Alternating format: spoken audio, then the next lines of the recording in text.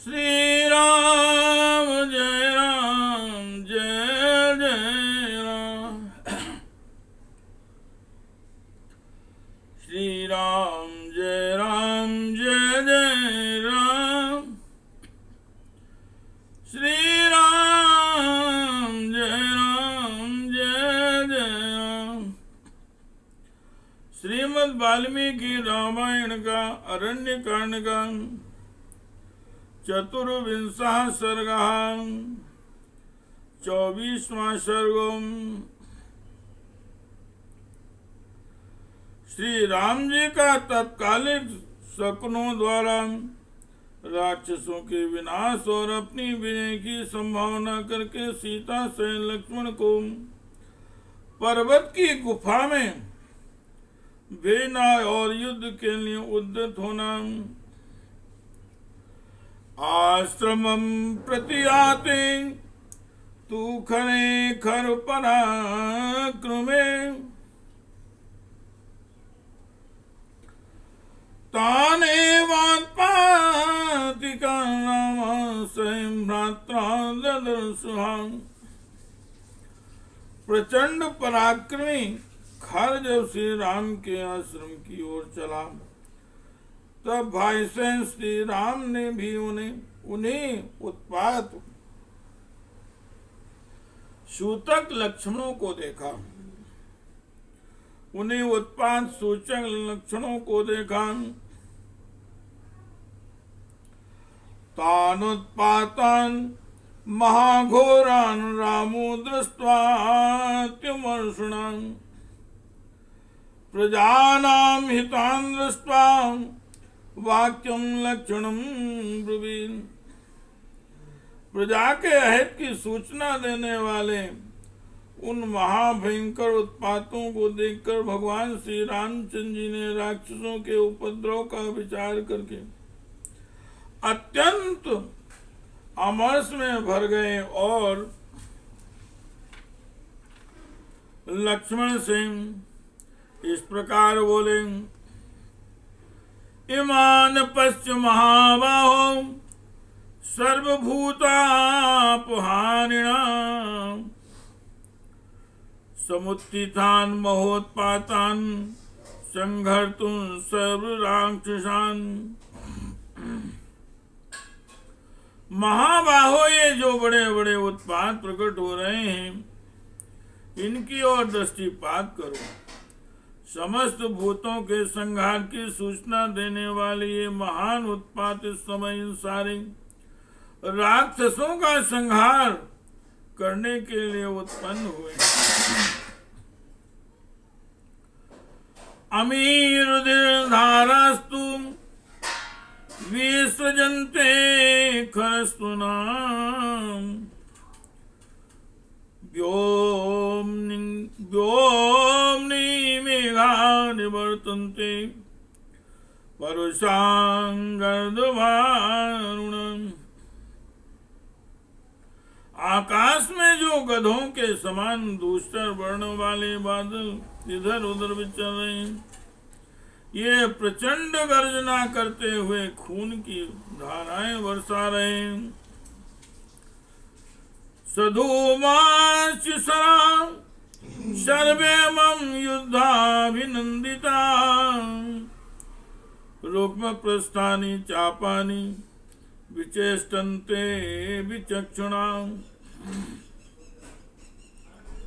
युद्ध कुशल लक्षण मेरे सारे बाण उत्पाद बस उठने वाले धूम से संबंध हो युद्ध के लिए मानो आनंदित हो रहे हैं तथा जिनके पृष्ठभाग में सुवर्ण मढ़ा हुआ है वे मेरे धनुष विपतंचा से जड़ जाने के लिए स्वयं ही चेष्टाशील जान पड़ते हैं। यादृशा हि कूजन्ति पक्षिणो वनचारिणः अग्रतो नोऽभयं प्राप्तं संशयो जीवितस्य च। अग्रतो नो अभयं प्राप्तं संशयो जीवितस्य च। यहाँ जैसे जैसे वनचारी पक्षी बोल रहे हैं, उनसे हमारे लिए भविष्य में अभय की और राक्षसों के लिए प्राण संकट की प्राप्ति सूचित हो रही है। संप्रहारस्तु सुमहान भविष्यति न संशयाम अयमा ख्याति में वाहम स्फुरमाणु मुहुर्मुहुम। मेरी यह दाहिनी भुजा बारंबार फड़ककर इस बात की सूचना देती है कि कुछ ही देर में बहुत बड़ा युद्ध होगा, इसमें संशय नहीं है। सन्निकर्षे तू ना सूर जयम शत्रो पराजयम सुप्रभम चा प्रसन्नम चातो वक्त्रम ही लक्ष्यते। शूरवीर लक्ष्मण, परंतु निकट भविष्य में ही हमारी विजय और शत्रु की पराजय होगी, क्योंकि तुम्हारा मुख कांतिमान एवं प्रसन्न दिखाई दे रहा है। श्री राम जय राम जय जय राम, श्री राम जय जय राम। उद्यतानां हि युद्धार्थं येषां भवति लक्ष्मणं निष्प्रभं वदनं तेषां भवत्यायु परीक्षया। लक्ष्मण युद्ध के लिए उद्यत होने पर जिनका मुख प्रभाहीन उदास हो जाता है, उनकी आयु नष्ट हो जाती है। रक्षसाम नर्दताम गुसुघोराम सूर्यते अयम महाध्वनि आहतानां चाम भेरीणाम राक्षसे क्रूर कर्म भी। गरजते हुए राक्षसों का यह घोर नाद सुनाई देता है। तथा क्रूर कर्मा राक्षसों द्वारा बजाई गई भेड़ियों की यह महाभयंकर ध्वनि कानों में पड़ रही है। अनागत विधानम तु कर्तव्यम शुभमिच्छताम आपदम संकमानेन पुरुषेन विपश्चिताम। अपना कल्याण चाहने वाले विद्वान पुरुष को उचित है कि आपत्ति की आशंका होने पर पहले से ही उससे बचने का उपाय कर ले। तस्मान् गृहीत्वा वेदेहिं सर्पाणिर्धनुर्धरां गुहामास्त्रय शैलस्य दुर्गां पदप संकुलम। इसलिए तुम धनुष बाण धारण करके विदेह कुमारी सीता को साथ ले पार्वती पर्वत की उस गुफा में चले जाओ जो वृक्षों से आच्छादित है। प्रतिकूलितुम इच्छामि नाहि वाक्यमिदं त्वया शापितो मम पादाभ्याम गम्यताम वत्सु चिरम। वत्स तुम मेरे इस वचन के प्रतिकूल कुछ कहो या करो, यह मैं नहीं चाहता हूं। अपने चरणों की शपथ दिलाकर कहता हूं, शीघ्र चले जाओ।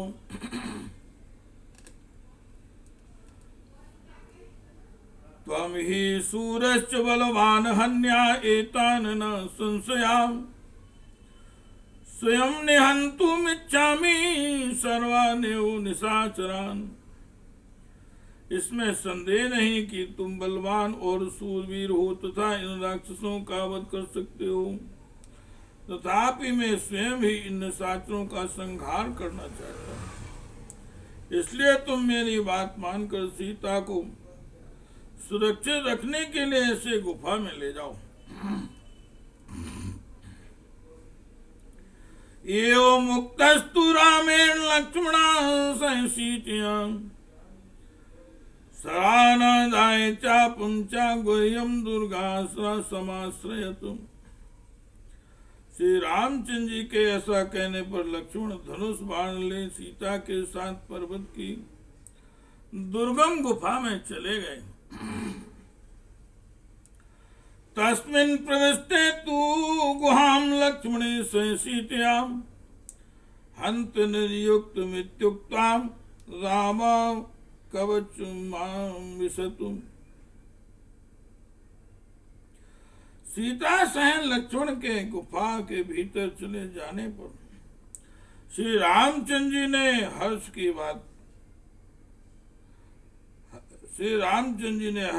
बात है। लक्ष्मण ने शीघ्र मेरी बात मान ली और सीता जी की रक्षा के समुचित प्रबंध हो गया, ऐसा कहकर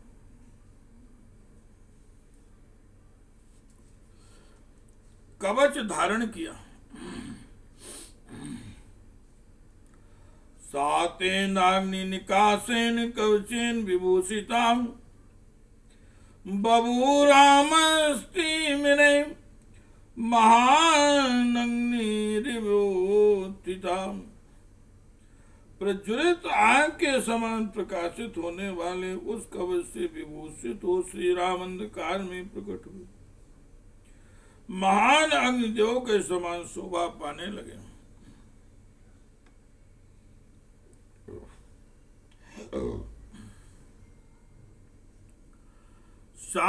साचामुद्यम्यं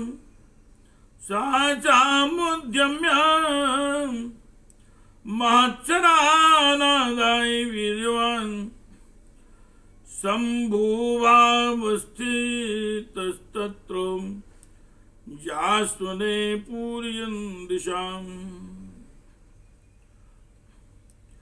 साचापुमुद्यम्यं महच्छरानादाय वीर्यवान् शम्भुवास्तिस्तत्र जास्वने पूरयन् दिशाम्।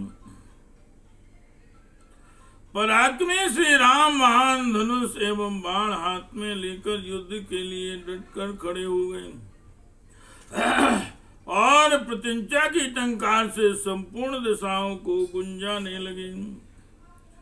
ततो देवा गंधर्वा सिद्धाश्च सहचारिणी समेयुश्च महात्मानो युद्ध दर्शन कांक्षया। तदनंतर श्री राम और राक्षसों का युद्ध देखने की इच्छा से देवता गंधर्व सिद्ध और चारण आदि महात्मा वहां एकत्र हो गए। ऋषश्च महात्मनो लोके ब्रह्मर्षि सत्तमाम समेत चोचो सहस्तांस्ते अन्योन्यम पुण्य कर्मणाम। स्वस्ति गोम ब्राह्मणानां च लोकानां चेति संस्थितां जयतां राघवो युद्धे पौलस्त्यान् रजनीचराम् चक्रहस्ते तथा युद्धे सर्वान् सुरपुंगवान्। इनके सिवा जो तीनों लोकों में प्रसिद्ध ब्रह्मर्षि शिरोमणि पुण्य कर्मा महात्मा ऋषि हैं, वे सभी वहां जुट गए और एक साथ खड़े हो परस्पर मिलकर यूं कहने लगे, गौओं ब्राह्मणों और समस्त लोगों का कल्याण हो। जैसे चक्रधारी भगवान विष्णु युद्ध में समस्त श्रेष्ठ असुरों को परास्त कर देते हैं, उसी प्रकार इस संग्राम में श्री रामचंद्र जी पुलस्त्यवंशी निशाचरों पर विजय प्राप्त करें।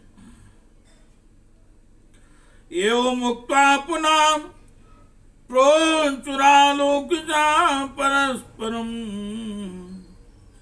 चतुर्दश शास्त्राणि रक्षसां भीम कर्मणाम् एकश्च रामो धर्मात्मा कथम युद्धम भविष्यति। ऐसा कहकर वे पुनः एक दूसरे की ओर देखते हुए बोले, एक और भयंकर धर्म करने वाले 14,000 राक्षस और दूसरी ओर अकेले धर्मात्मा श्री राम ही, फिर युद्ध कैसे होगा। इति राजर्षिया सिद्धां सगणा सिद्धसभां जात कौतूहलास्तस्थो विमानस्थाश्चो देवतां। ऐसी बातें करते हुए राजर्षि सिद्ध विद्याधर आदि देव योनि गण श्रेष्ठ ब्रह्मर्षि तथा विमान पर स्थित हुए देवता कौतूहल बस वहां खड़े हो गए। आविष्टम तेजसा रामं संग्राम शिरसि स्थितम दृष्ट्वा सर्वाणि भूतानि भयान विव्यथिरे तथा तदा युद्ध के मुहाने पर वैष्णव तेज से आविष्ट हुए श्री राम को खड़ा देख उस समय सब प्राणी उनके प्रभाव को न जानने के कारण भय से व्यथित हो उठे। श्री राम जय जय राम, श्री राम जय जय राम, श्री राम जय जय राम।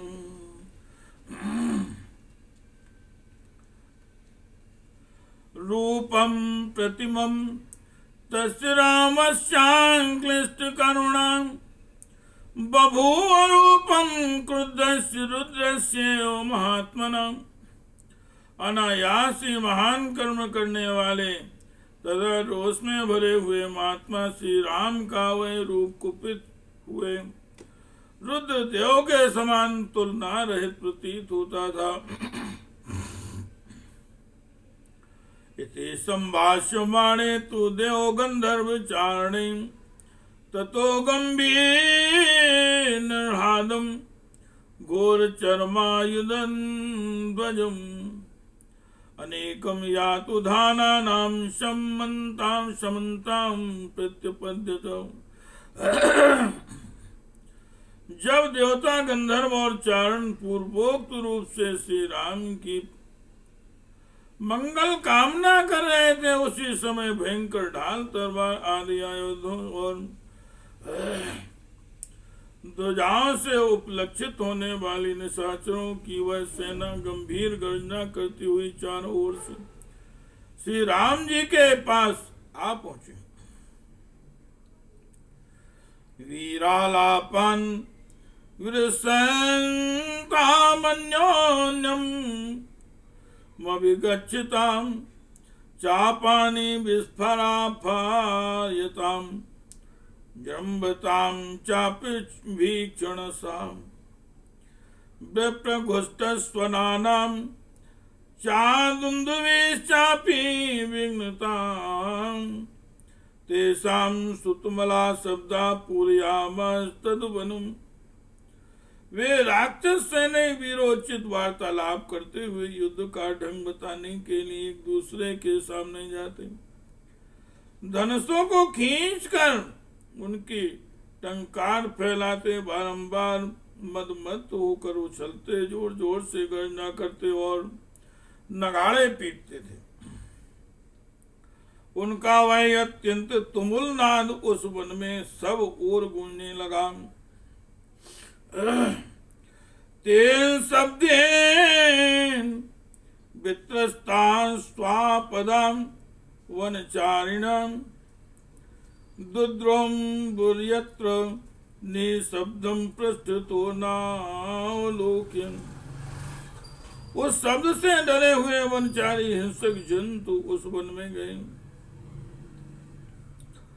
यहाँ किसी प्रकार का कोलाहल नहीं सुनाई पड़ता था। वे वन्य जंतु भय के मारे पीछे फिरकर देखते भी नहीं थे। तच्चानेकं महावेगं रामं समनुवर्ततं धृतानाना प्राणं गंभीरं सागरोपमम्। वह सेना बड़े वेग से श्री राम की ओर चली। उसमें नाना प्रकार के आयुध धारण करने वाले सैनिक थे। वह समुद्र के समान गंभीर दिखाई देती थी।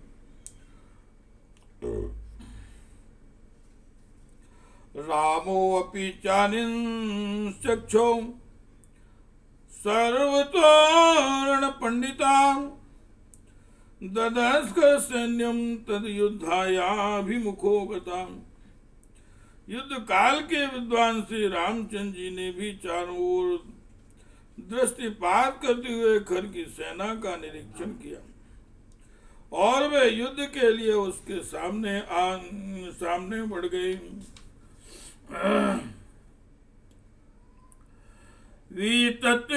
धनुर्भीमं तूर्ण्याञ्चोद्यक्तसायकान् क्रोधमाहार्य तीव्रं वधार सर्वरक्षसाम् दुष्प्रेक्षाम्बत क्रुद्धो युगान्ताग्निरुज्ज्वलम्। फिर उन्होंने तर्कस से अनेक बाण निकाले और अपने भयंकर धनुष को खींचकर संपूर्ण राक्षसों का वध करने के लिए तीव्र क्रोध प्रकट किया। कुपित होने पर वे प्रलयकालीन अग्नि के समान प्रज्वलित होने वाले उस समय उनकी ओर देखना भी कठिन हो गया।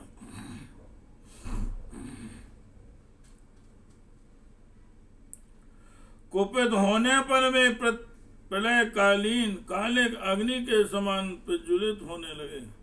उस समय उनकी ओर देखना भी कठिन हो गया।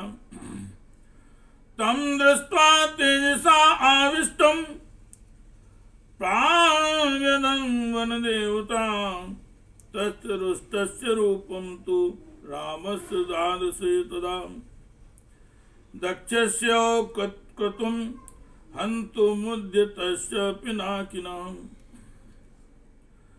तेज से आविष्ट हुए श्री राम को देखकर वन के देवता व्यथित हो उठे। उस समय रोष में भरे हुए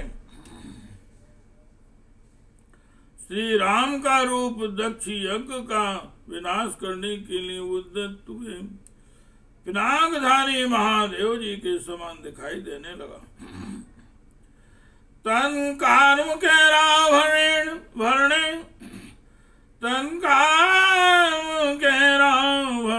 रथेषु तन्वनुविश्चाग्रि समान वर्णे बभूव सैन्यं पिशितासनानां सूर्योदयो नीलिमिवाम्बुजालम्। धनुषों आभूषणों रथों और अग्नि के समान कांति वाले चमकीले कवचों से युक्त हुए पिशाचों की सेना सूर्योदय काल में नीले मेघों की घटा के समान प्रतीत होती थी। इत्यार्षे श्रीमद् रामायणे वाल्मीकि आदि काव्य अरण्य कांडे चतुर्विंशा सर्गा। इस प्रकार वाल्मीकि निर्मित आर्ष रामायण आदि काव्य के अरण्य कांड में 24वां सर्ग पूरा हुआ। श्री राम जय जय राम।